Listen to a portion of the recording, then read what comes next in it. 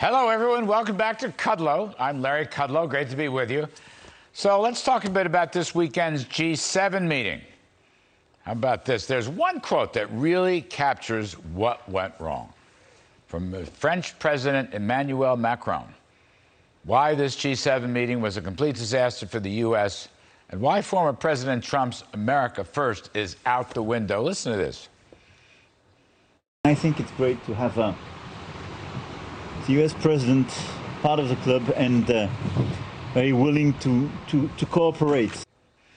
Yeah, there you have it. Part of the club willing to cooperate. Kind of reminds me of Groucho Marx's remark long time ago, and I quote, "I refuse to join any club that would have me as a member." Well, that was rather more Donald Trump's point of view.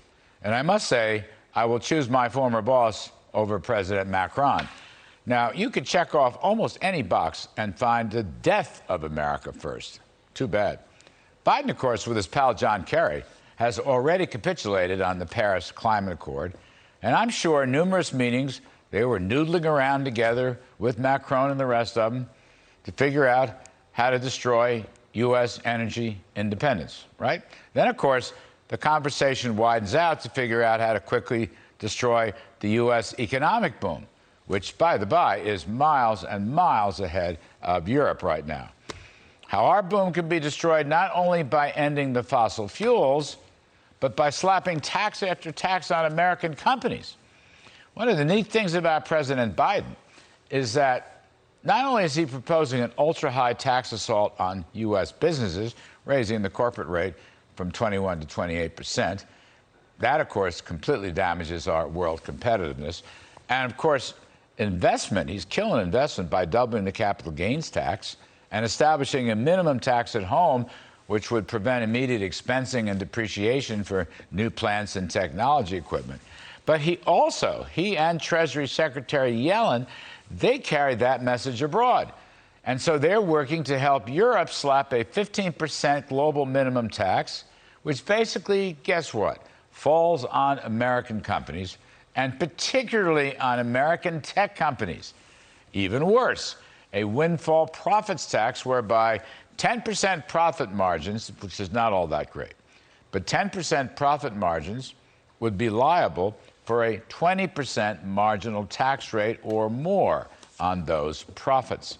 That thing is limited. I guess you have to earn more than $20 billion, which means really American companies, whatever the G7 or the G20 or the OECD or other globalist multilateral institutions may say.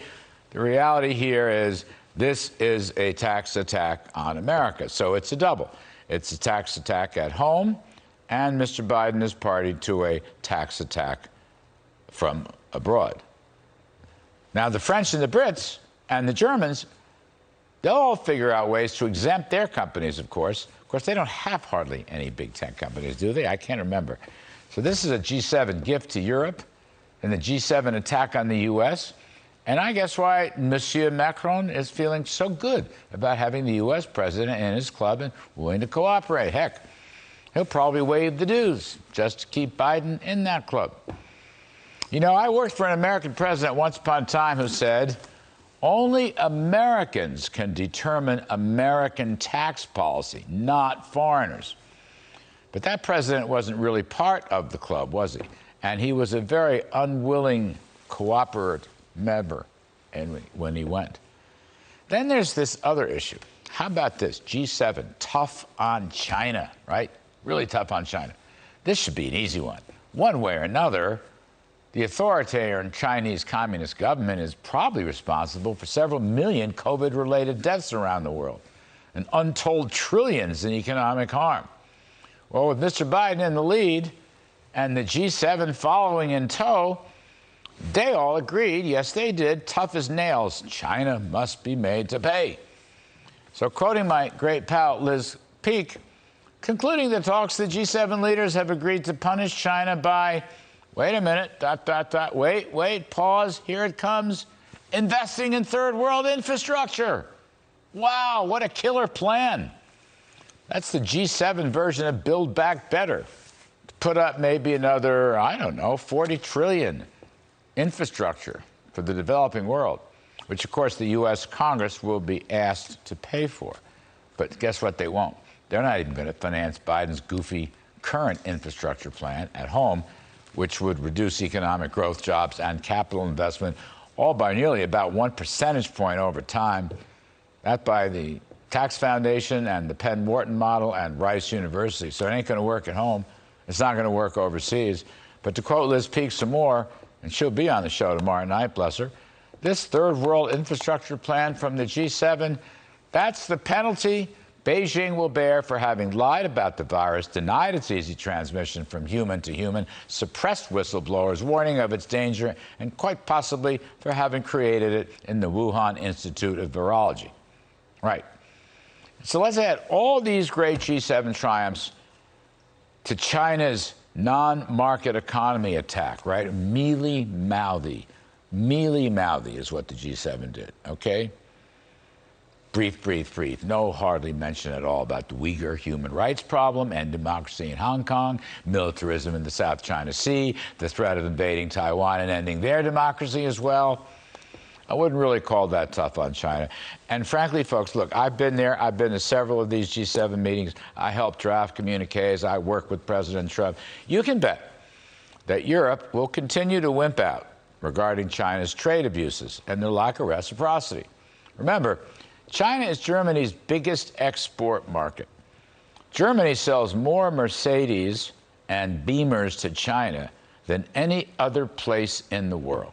You think they're going to really be tough on China? I doubt it, folks. By the way, one other thing I forgot. I have to insert this into my own text.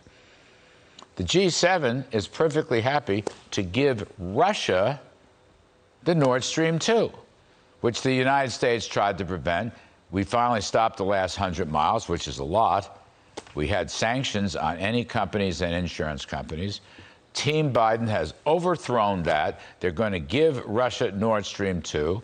Only Germany wants it. The rest of Europe does not want it. I'm surprised the G7, some of them didn't pipe up. I mean, France usually fights Germany over that. But that didn't happen either. And, of course, Biden had given that away even before he went to London.